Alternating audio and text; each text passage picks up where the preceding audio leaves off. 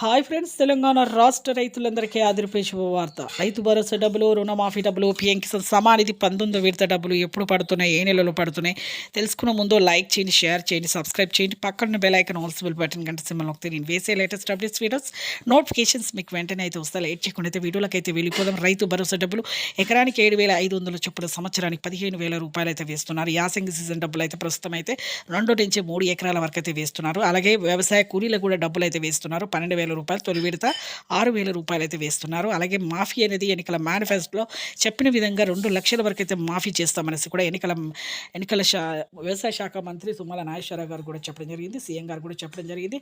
ఒక్కొక్క గ్యారంటీని అమల్లోకి అయితే మేమైతే తీసుకొస్తాము, ఈ 6 గ్యారంటీల్లో అనేసి చెప్పడం జరిగింది.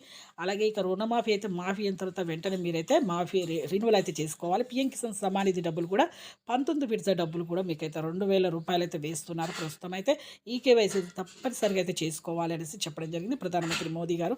లైక్ చేయండి. Thanks for watching.